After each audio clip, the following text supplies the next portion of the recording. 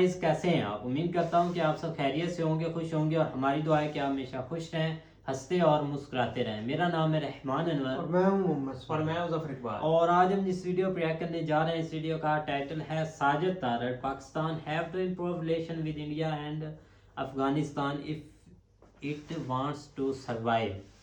तो बिल्कुल भाई, एक बहुत अच्छा क्वेश्चन है। तो इस पर साजिद तारड़ साहब की सुनते हैं भाई, क्योंकि वो काफ़ी अच्छे एनालिस्ट हैं और काफ़ी अच्छी बातें भाई बताते हैं। खैर, देखते हैं वीडियो। अगर वीडियो पसंद आए तो लाइक सब्सक्राइब जरूर कीजिएगा और कमेंट में अपनी राय का इज़हार ज़रूर कीजिएगा। तो करते हैं वीडियो स्टार्ट।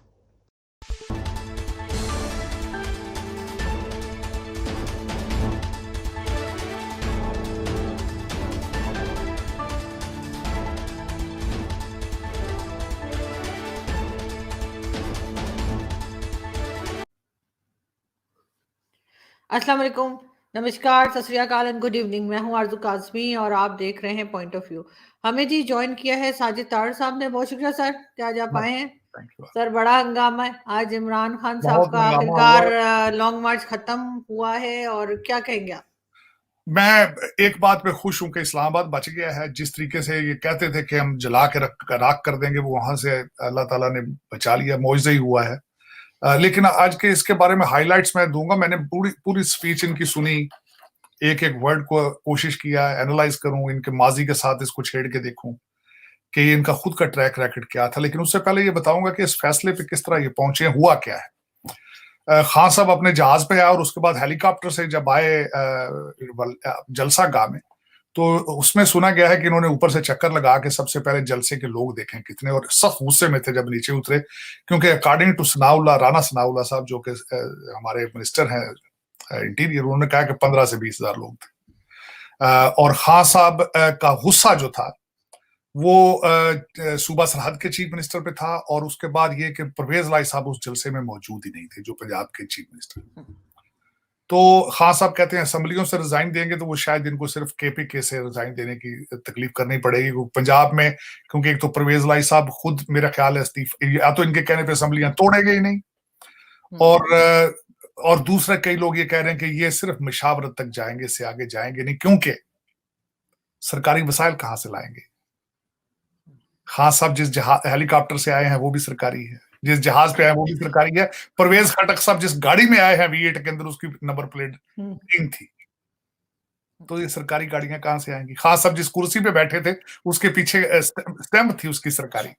तो खान साहब, जब आप कौम का पैसा उड़ा रहे हो तो फिर इस तरह रिजाइन नहीं होते। और मजे की बात, आप रिजाइन की बात करेंगे आपके एमपीए छोड़ जाएंगे आपको। अगर लोगों ने 4-4 करोड़ लगा के इलेक्शन लड़ा हुआ, खान साहब आपका तो नहीं लगा, लेकिन लोगों ने जमीनें बेच बेच के इलेक्शन लड़े हुए हैं।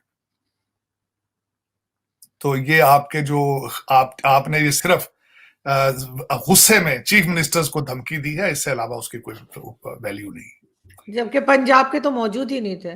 वो मौजूद ही नहीं। वो तो उन्होंने रिजाइन तक जाना ही नहीं है। वो बात, एक तो वो एस्टेब्लिशमेंट के आदमी है, और दूसरा ये कि वो मुसलसल नून लीग से टच में रहते हैं। हो सकता है नून लीग को कह दें भाई मैं आपका चीफ मिनिस्टर बन जाऊंगा, क्या पता उनका इस तरह की डील बना रहे। वो डील मेकर है, जरदारी साहब के शागिर्द है वो।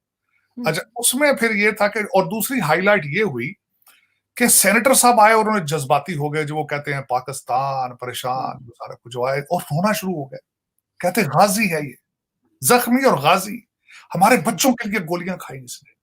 और गोलियों की बात हुई तो खान साहब ने बताया मुआवजा हो गया है, गवर्नर इस्माइल को 4 गोलियां लगी और कपड़ों से गुजर गई।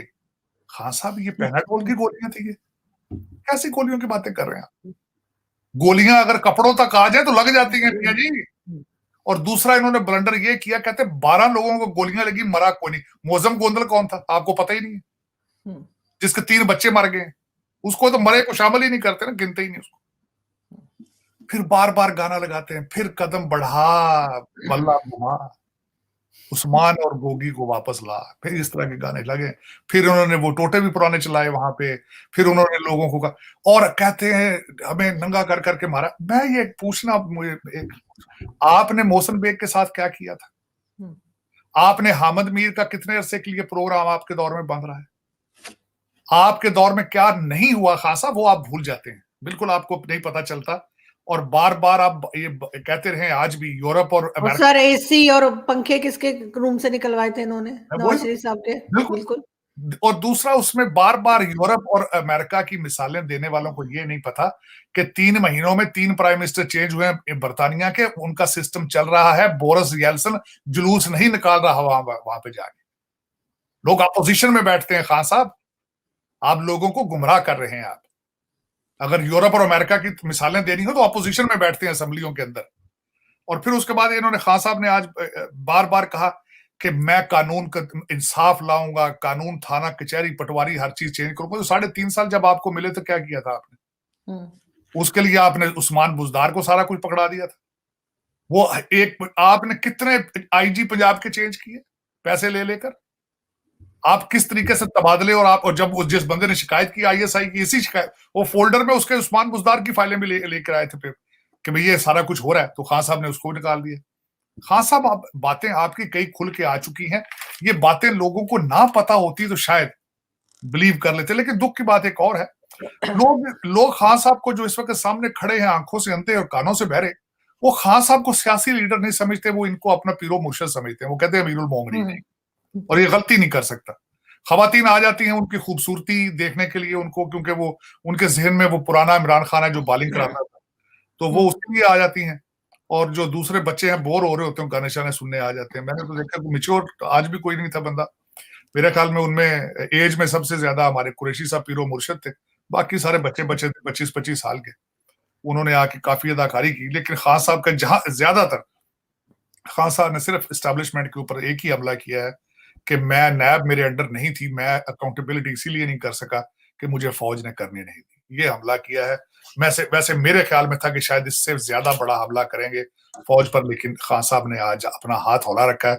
लगता है कि कोई स्ट्रॉन्ग मैसेज खान साहब को जा चुका है, और खान साहब ने एहतियात के साथ है सारा कुछ कहा है, और उसके बाद खान साहब मायूस होकर गए हैं, इसमें कोई शक नहीं है। और आज एक मजे की बात बताता हूँ, खान साहब ने कहा चलें इस्लामाबाद, तो आज राणा सनाउल्लाह साहब ने यह भी डिस्क्लोज किया है कि इन्होंने हमसे इजाजत ही नहीं मांगी थी इस्लामाबाद जलसा करने के लिए। ये खुद इनका इरादा ही नहीं था, इनका इरादा ही नहीं होगा, इनका इरादा नहीं था। और दूसरा, बार बार उन्होंने चीजों को कहा है कि हम इनके साथ, मेरा मकसद है कि हम कानून और आइन के जरिए गाइडलाइन में चलेंगे, कोई भी इलीगल काम नहीं करेंगे।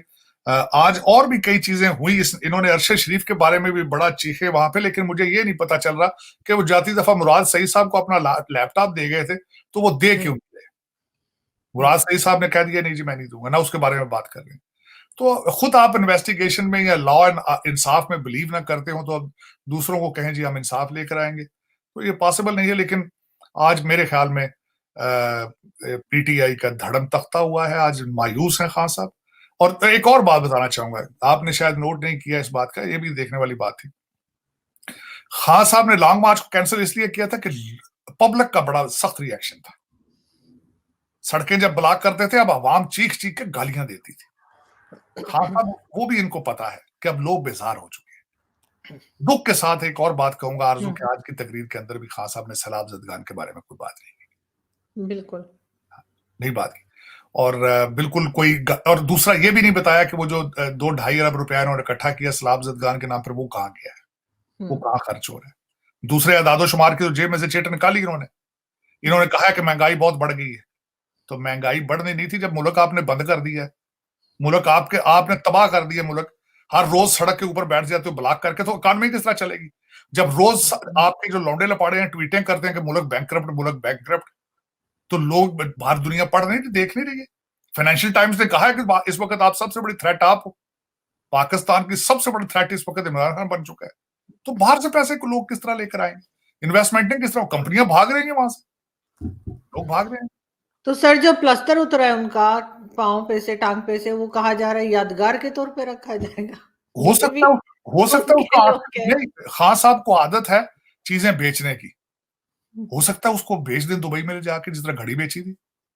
ये पहले बल्ले बेच देते हैं, साइन करके ऊपर बल्ले, ऑक्शन हो रहा है, यहाँ भी होते रहे अमेरिका में, उसके ऊपर साइन करना है लोगों का, ना ये ले लो मैं ऑक्शन करता हूँ। प्लस्तर भी कोई 1 करोड़ 2 करोड़ का बेच दें, और कई पागल फिर रहे हैं इस वक्त, हो सकता ले ले कोई, हो सकता है। सर नए आर्मी चीफ ने अभी जैसे ट्रांसफर ऑफ पावर हुआ नहीं है, और उससे पहले ही जो उनकी लिस्ट में बाकी लोग थे जो मतलब जिनको उम्मीद थी कि वो भी बन सकते हैं आर्मी चीफ, हर कोई जो है वो मतलब छोड़ के जा रहा है, पहले से जो है रिटायरमेंट ले रहे हैं।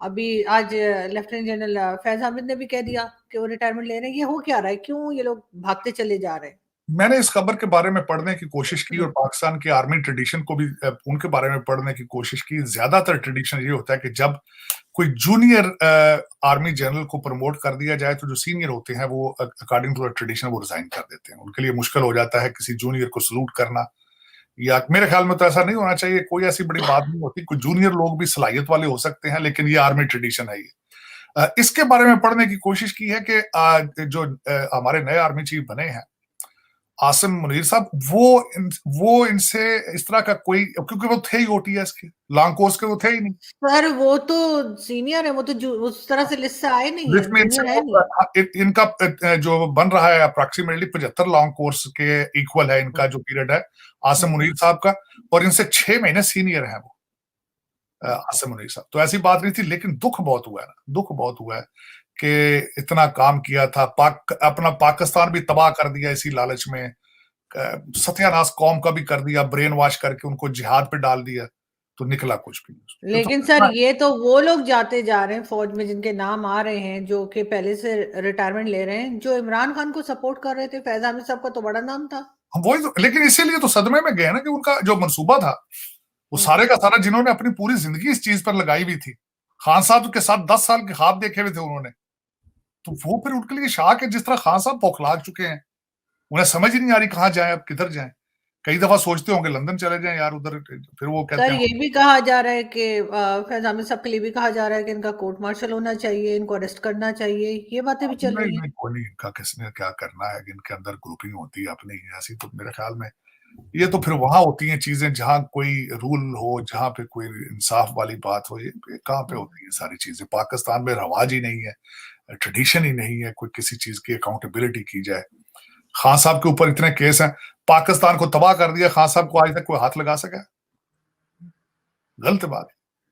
खान साहब ने कौन सी तकरीर नहीं की? खान साहब ने किन किन आर्मी अफसरों के ऊपर गलत इल्जाम लगाए, और मारने वाला वो नवीद है लड़का, तो इल्जाम लगा रहे हैं शहबाज शरीफ पर।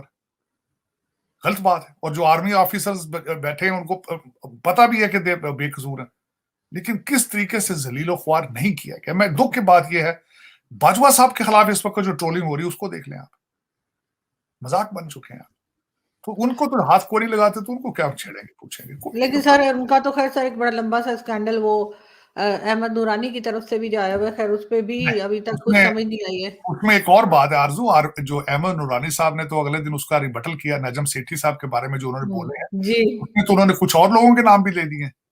आला सहराई का फिर उन्होंने नाम ले लिया कि किस तरीके से इन्होंने चकवाल में रियल एस्टेट बनाई, और फिर किस तरीके से इन्होंने एयरपोर्ट के पास एक हाउसिंग सोसाइटी को कब्जा करने की कोशिश की, और अहमद नूरानी ने उसको कवर किया था, और किस तरीके से उनके पीछे ये आए थे, इसी वजह से भाग के वो अमेरिका आए। उन्होंने तो और लोगों के नाम भी ले दिए उस स्कैंडल को गोल करते करते ही। बाजवा साहब के स्कैंडल की बात करते करते उन्होंने 2-4 नाम और ले दिए। बिल्कुल। ये और तो उन्होंने कोई 2 क्वेश्चंस भी भेजे हैं, मेरे ख्याल आईएसपीआर को भेजे हैं, किसको तो वो भी उन्होंने पूछा है कि 2 सवालों के जवाब दे दें। उसमें अरशद शरीफ साहब के मर्डर की भी बात है, वो सारी चीजें भी चल रही हैं। जी, लेकिन उसमें आरजू पाकिस्तान के अंदर मैं अफसोस से कहूंगा कि इसी वजह से आपका नंबर जुडिशरी में भी बहुत नीचे है, और दूसरा भी रिस्पेक्ट ऑफ लॉ के हालात। आरजू मैं दो दफा लॉ स्कूल गया हूँ। मेरे वालिद साहब वकील थे, बड़ा भाई वकील था, लड़का मेरा जो मेरा सन है is going to law school. मेरे वालिद साहब मुझे हमेशा कहते थे कि यार तुम पाकिस्तान में आके लॉ प्रैक्टिस करो, this is our family profession. मेरे 20-25 कजन नेफ्यूज सारे दे आर लॉयर्स। मैं हमेशा वालिद साहब को ये आर्गू करता था उनके साथ कि जिस कंट्री के अंदर लॉ की रिस्पेक्ट नहीं तो मैं प्रैक्टिस किस चीज की? बिल्कुल। वो कहाँ क्या प्रैक्टिस करूंगा? एक धोखा देने वाली बात है अपने आप को, जो जमीर गंदा करूंगा जाके। तो यही हालात है आपके हर डिपार्टमेंट में। मैंने कई दफा आपको कहा कि मेरी ख्वाहिश है कोई बंदा मेरे से आर्गू करे कि नहीं Sajid you are wrong, that department देखें हमने इसको डिपार्टमेंट को कितना ऊपर ले गए हैं, this is on international standard. फला डिपार्टमेंट देखो कितना ट्रांसपेरेंट है, उसके अंदर करप्शन नहीं है। मेरी ख्वाहिश है, मुझे आप वो बात करते हैं, मुझे मैंने आपको कहा था मुझे आपको पाकिस्तानी बता दें जो कहे जी मैं पाकिस्तान मैं बड़ा मुहब्बे वतन हूं, मेरा दिल करता है उसकी फोटो खींच के ऑफिस में लगा लूं। आपके तो हर चीज के पीछे डॉलर, हर चीज के पीछे रुपया, हर चीज के पीछे सारा कुछ। ना इस्लाम को भी हम उसको भी अब्यूज किया, पाकिस्तानियत को भी अब्यूज किया, लोगों को भारत से बुला के यहां से उधर भेज के उधर से इधर बुला के आपने जो किया है। और लैंड ऑफ द प्योर्स नाम है, लैंड ऑफ द प्योर्स है प्योरिटी वहां पे। मैं तो अफसोस के साथ कहता हूँ। सर शहबाज शरीफ साहब जो हैं वो भी जो विजिट पे गए हुए थे इस्तांबुल, वहां से भी जो है वो कुछ ले आए हैं, तकरीबन 15 मिलियन यूरोस कर्जा वहां से भी उठा लाए। सॉफ्ट नहीं लोन उनके कहा साथ जा रहा है। देखें अब सॉफ्ट लोन क्या होता है मुझे तो नहीं पता नहीं, कमल सर। सॉफ्ट लोन बस इस तरह ही होगा ना, वो नजर आया लोन तो फिर पता चलेगा ना कुलाए। दर हकीकत आपको मैं इनके नवाज फैमिली, शरीफ फैमिली के साथ तैयब अर्दगान के बड़े पुराने रिलेशन है। मैं आपकी तवज्जो ले जाना चाहूंगा, लाहौर के ट्रैश का ठेका भी टर्किश कंपनी के पास था। अब मैं आपको कॉमन इंटरेस्ट बताता हूँ। चाइना के करप्शन जो है चाइना के कल्चर का भी हिस्सा है, और आपकी दोस्ती बहुत गहरी है उनके साथ। करप्शन टर्किश कल्चर का भी हिस्सा है।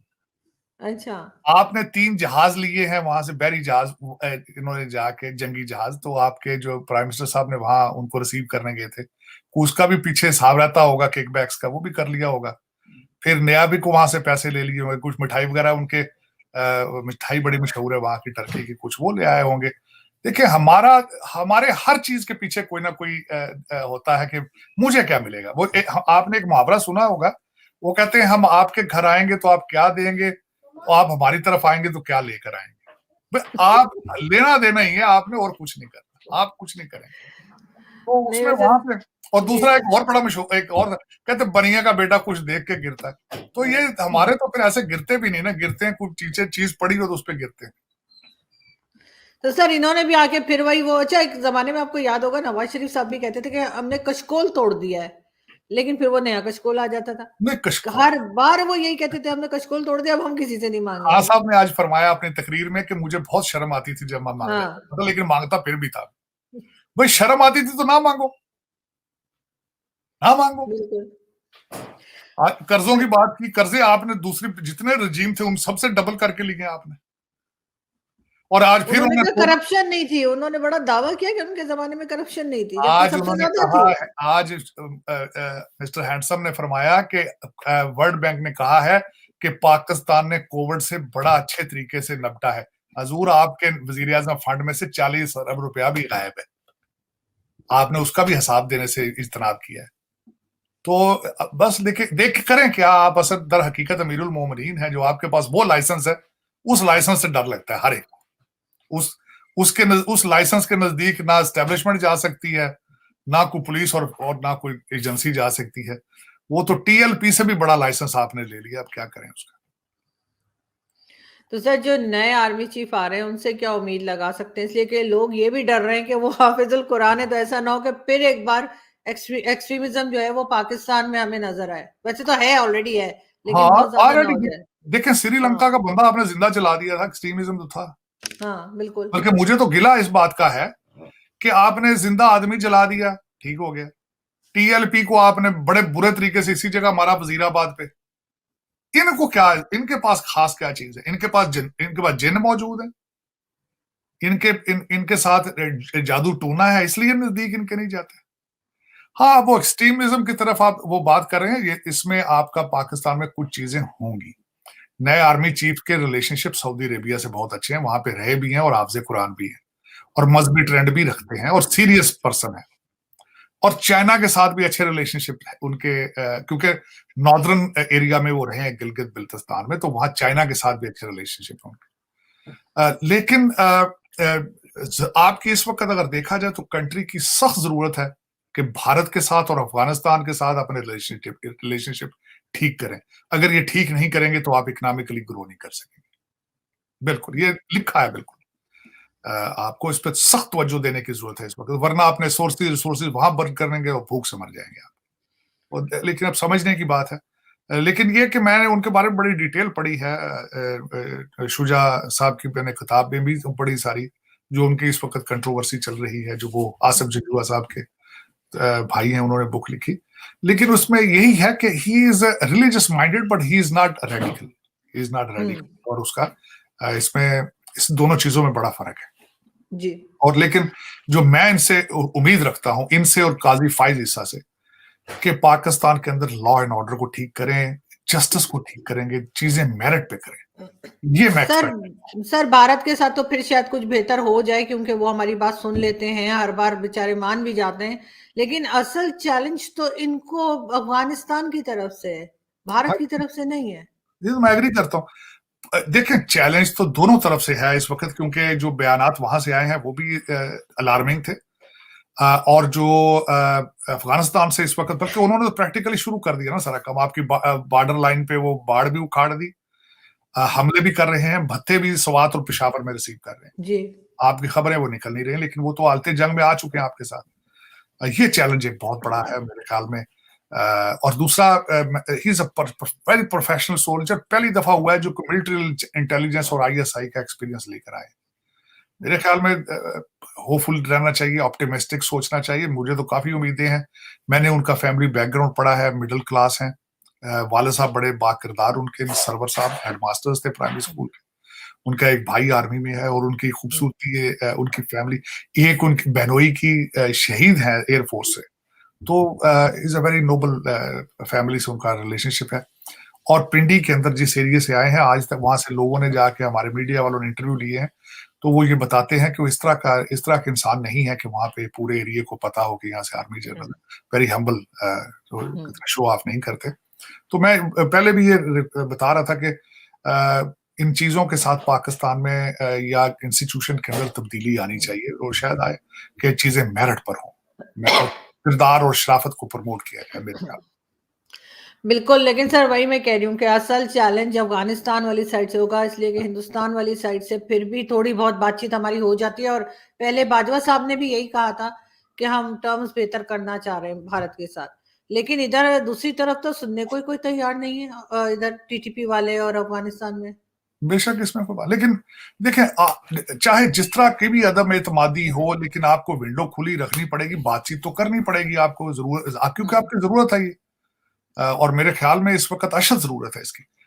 चाइना को भी जो प्रोजेक्ट छोड़ के गए हैं उनको भी एतमाद में लेना पड़ेगा। भारत के साथ भी आपको you have to take the baby steps to improve the relationship. तिजारत के लिए खोलना पड़ेगा आपको भारत के साथ, और इसमें आप ही का फायदा है। अफगानिस्तान से भी बात करनी पड़ेगी, क्योंकि you can not afford the disturbance, ये चैलेंजिंग। तो सर भारत ये कह रहा है कि जी टेररिज्म के होते हुए हम पाकिस्तान से बात नहीं कर सकते, तो ये कैसे सॉरी कैसे कंट्रोल करेंगे टेररिज्म को? देखिए, टेररिज्म को एक तो उनको बावर कराना पड़ेगा, उनके जो शकूक हैं, शुबहात हैं, उनको, ये तो फिर ultimately this is what the called is diplomacy, और उसके ऊपर बेबी स्टेप्स लेने पड़ेंगे आपको। और लेकिन कहीं ना कहीं से प्रोसेस तो आपको शुरू करना पड़ेगा। दोनों तरफ से अदम एतमादी है, और माजी के अंदर इस तरह के फिजा बनी, उससे आपको ये जिस तरह वो कारगिल का हुआ, सारी चीजें, ये सारी चीजें आपको करनी पड़ेंगी दोबारा। लेकिन वो बार बार उनका जो उनकी तरफ जो चैलेंज आरजू, वो ये नहीं है। उनका चैलेंज ये है कि वो डील करना चाहते हैं सिविल गवर्नमेंट के साथ, वो आर्मी के साथ डील नहीं करना चाहते। लेकिन उनको भी समझना पड़ेगा कि पाकिस्तान का मिजाज क्या है। पाकिस्तान के अंदर एक हाइब्रिड सिस्टम है, कंट्रोल्ड डेमोक्रेसी है, और ताकत का पीछे कंट्रोल किसी और के पास है, स्टीयरिंग व्हील पे कोई और है। उनको भी इस चीज को रियलाइज करना पड़ेगा। तो बहुत से लोगों को समझ आ चुकी है शायद।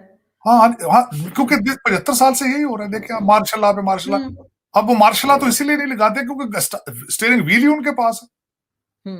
देखिए, कई दफा ये डिस्कशन हुई है कि मिलिट्री इंटरवीन क्यों नहीं कर रही, उनको जरूरत नहीं, बिल्कुल, क्योंकि सारा कुछ तो वही चला रहे हैं। तो जब भारत को ये समझना पड़ेगा ये चीज कि Pakistan, what kind of system of government in place in Pakistan, तो फिर उन्हीं से बात करने में क्या रह जाए।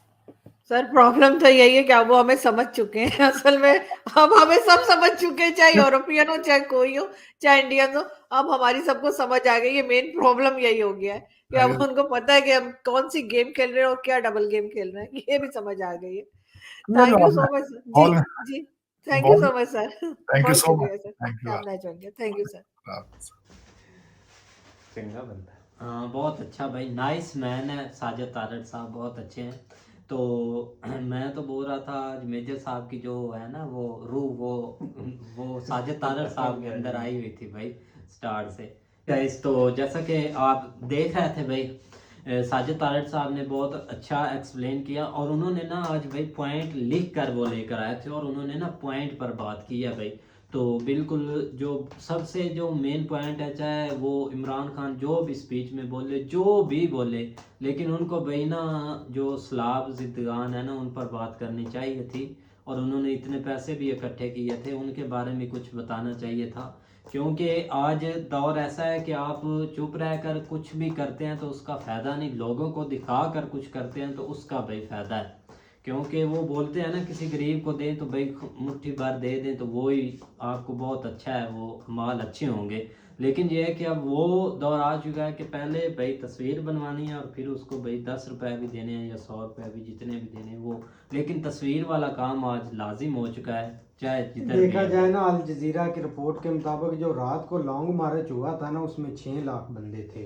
लेकिन पता नहीं ये इनको नज़र क्यों नहीं आता कि बस जब ये बात करते हैं ना कि 10,000 बंदे थे, 20,000 बंदे थे, पता नहीं फिर इनका इलाज कौन करेगा, और इनकी ज़ियानत को भी दाद देनी पड़ेगी। हमारे पास इनका कोई इलाज नहीं है। और रही सलाब जिंदगान की बात, तो इमरान खान साहब की पूरी जो टीम थी ना, उन्होंने बेचारों ने फुल उस पर टाइम दिया भी है, लोगों की हेल्प भी की है और सब कुछ किया। पता नहीं ये एक इधर आकर मतलब कि एक पार्टीबाजी बात करते हैं। अगर एक पाकिस्तान की बात करें ना, रियलिटी की, फिर तो ठीक है, अच्छा भी लगता है। जो एक एक चाइना से इमदाद आई थी ना, वो एक शहबाज शरीफ के पता नहीं कौन सा लगता था, उसके एक गोदाम में जाकर जो पैज था वहाँ से मिला।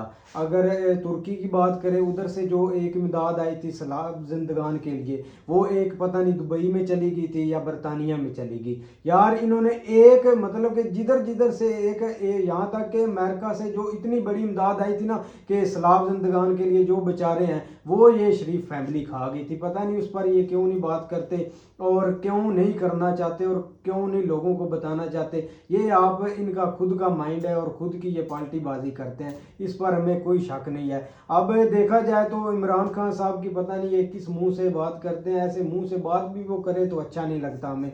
तो अब देखो, बंदे को 3 हफ्ते होगी उसको गोली लगी हुई है, फिर भी वो आके बेचारा उसने जलसे में शिरकत भी की है। लोग जो बेचारे एक मर रहे थे, मतलब कि उसको देखने के लिए, उनको भी एक हौसला अफजाई हो चुकी है। लेकिन आप इमेजिन कर लें कि इधर पार्टीबाजी की बात करें ना, तो अगर नवाज शरीफ आज उसको 3-4 साल गए हुए लंदन, वो एक खांसी की दवाई लेने गया था, वो अभी तक नहीं वापस आया, क्योंकि इंग्लैंड की टीम 17 साल बाद वो भी आ गई है। अभी नवाज शरीफ इधर कदम नहीं रखा, और एक बंदा जो एक 3 हफ्ते उसको एक गोली लगी हुई थी इतनी, तो फिर भी वो इधर आकर अपनी कौम में बैठा हुआ है। पता नहीं इन चीज़ों को ये क्यों नहीं मेंशन करते, और क्या ये करना चाहते हैं, मुझे तो ये भी नहीं इनकी समझ लगती। नहीं, असल में पॉपुलैरिटी की बात करें ना, तो इस वक्त आप जिधर भी चले जाएं, जो भी देखें ना पाकिस्तान में, तो पॉपुलैरिटी इस टाइम जो है ना वो इमरान खान की ज़्यादा। क्योंकि अभी आप आज के दिन में पीओके में इलेक्शन हुए हैं, जो कि लोकल बॉडी इलेक्शन थे, वो भी मुझे लगता है इमरान खान की जमात जीती है। क्योंकि वो 30 साल बाद इलेक्शन हुए, जो जो छोटे लेवल पे जो आगे होते हैं काउंसलर वगैरह, या छोटे छोटे अपने वार्ड के जो इलेक्शन होते हैं उसमें। तो बात ये है कि पॉपुलैरिटी की उसको अब फ़िलहाल ज़रूरत नहीं है। असल में उसका वहाँ पे जाने का मकसद भी यही था कि वो लोगों को दिखाए कि मैं अभी आपके साथ हूँ, और यही लोग देखना चाहते थे कि वो हमारे दरमियान में। असल जो है ना वो बंदा वही होता है जो मतलब खड़ा हो, या जिसके अंदर थोड़ी मर्दानगी, जो लोग, जो हमारा इधर पंजाब का कल्चर है, सीधी बात है, पंजाब में उस चीज़ को जो है ना वो ज़्यादा देखा जाता है, जो सामने खड़ा होता है, मुश्किल हालात में भी अपने जो है ना वो लीड कर रहा होता है, तो इस चीज़ को वैल्यू ज़्यादा दी जाती है। तो नवाज शरीफ की क्रेडिबिलिटी डाउन होने की वजह भी यही है कि वो दवाई के बहाने यहाँ से भाग गया, इसलिए उसके वोटर जो है ना उससे बहुत ज़्यादा डिसअपॉइंट हो गए। तो इसको इस चीज़ का एज मिला है कि उसको एक मतलब उसके ऊपर फायरिंग हुई, गोलियां लगीं, या जिस तरह भी हुआ आज रात को वो 3 हफ्ते बाद, इसलिए लोग जो है ना वो बहुत ज़्यादा एक्साइटेड थे उस चीज़ के ऊपर। बाकी तादाद की बात करें तो वो इतना इस चीज़ की मैंने नहीं रखती, क्योंकि बहुत सारे लोग थे जितने जिस हद तक उसको चाहिए था, या जिस हद तक उसने क्योंकि वो इस हद तक उसने हाइपर भी क्रिएट नहीं इस चीज़ के ऊपर किया हुआ था जितना पहले किया हुआ था। देखा अब वो जाए ना, थोड़ा बहुत पंजाब में relax है। असम्बलियों की बात करें तो मोनस लाई वो जो वजीर आला है इधर पंजाब है, उसके बेटे ने भी कहा है कि जब भी इमरान खान बोलेगे ना तो हम असम्बलियाँ तोड़ देंगे। जैसे इमरान खान बोलेगा, अभी उसकी शाम को भी उसने एक परवेज़ लाई ने एक स्टेटमेंट दिया कि अगर इमरान खान चाहता है तो हम असम्बलियाँ अभी एक तोड़ देते हैं, हमें कोई परवाह नहीं, हम क्योंकि इमरान खान के लिए जान भी कुर्बान है, उसकी वजह से हम एक सीट पर आए हैं। अगर वो अभी भी चाहता है तो हम असम्बलियाँ मतलब कि तोड़ सकते हैं, इसमें कोई बड़ा ऐसा इशू नहीं। उसका बेटा भी, वो खुद भी बेचारा बोल रहा है कि तुम मुंह से एक बार बोलो सही असम्बलियाँ तोड़ने का। लेकिन देखो ये भी एक सियासत होगी या जो भी होगा, इसमें हमें एक इतना एक नहीं मतलब कि गहराई में बदलते हुए कोई पता नहीं लगता, बदलते लेकिन हुए ये कि कोई अभी पता- तक वो एग्री हैं कहते हैं हम कर दें। अब कोई समझ नहीं आ रही किस साइड के ऊपर ये चीजें जा रही हैं। हम लेकिन एक पार्टी बाजी करने की बजाय एक आप इमरान खान को टारगेट कर रहे हैं। उधर एक आरजू कालमी ने पूछा था कि शहबाज शरीफ उधर तुर्की में गए हैं, हाँ हाँ हाँ, उधर तो अर्तगाल के बहुत मतलब कि इनके तो शुरू से एक रिलेशनशिप अच्छे हैं, जैसा कि ये मतलब कि उर्दगान के साथ उसने इस्तांबुल फतह किया हो, तो ऐसे बातें करने लग पड़ते हैं। लेकिन चलो जो भी है, एक हमें तो अगर इमरान खान नहीं अच्छा कर पा रहा तो इनकी हुकूमत है, ये लोगों को एक अपनी तरफ ले आए, एक ही अच्छा काम कर दे जिससे चलो लोग यार, बोले कि भाई ये बाकी बात है कि भाई इनकी सियासत की बातें छोड़ें, ये इनका कोई पता नहीं चलता, ना इमरान खान का पता चलता उसका क्या मिशन है और ना दूसरों का। लेकिन ये है कि जो रिलेशन पर बात हुई है इंडिया और अफगानिस्तान की, तो मैं भी यही मानता हूँ कि जो इंडिया है वो एग्री है, वो काफ़ी वो क्योंकि हर बार वो आगे हाथ बढ़ाते हैं। मतलब ये कि जब हम बोलते हैं वो बोलते हैं हमारी तरफ से कोई नहीं मसला, वो खुले दिल वाले हैं और हमने उनको भाई देखा है नज़दीक से। हमारे काफ़ी भाई दोस्त भी हैं और बहुत अच्छे भाई दोस्त हैं, बहुत अच्छे लड़के हैं भाई इंडिया के, और सब के सब भी भाई ऐसे हैं, जो नीचे ऐसे हैं ऊपर सारे वो भाई ऐसे ही हैं और वो अच्छे मिजाज के बंदे हैं। बाकी अफगानिस्तान वाले वो जो बॉर्डर पर कर रहे हैं, वो जो उखाड़ रहे हैं, वो तो इन सबको नज़र आ रहा है, लेकिन उनकी तरफ कोई नज़र नहीं कर रहा क्योंकि ये अपने अंदर ही घुसे हुए हैं। इधर इमरान खान लॉन्ग मार्च कर रहा है, निकल रहा है 2 दिन बाद, कभी कुछ उधर से वो निकल रहे हैं, तो भाई ये अपना इनका कुछ भी नहीं है। पॉपुलैरिटी दिखा रहे हैं, पता नहीं पॉपुलैरिटी दिखा के क्या इन्होंने लेना। खैर भाई, उम्मीद करते हैं कि गाइस आपको वीडियो पसंद आएगी। अगर पसंद आए तो लाइक सब्सक्राइब जरूर कीजिएगा और कमेंट में अपनी राय का इज़हार ज़रूर कीजिएगा। अल्लाह हाफिज़।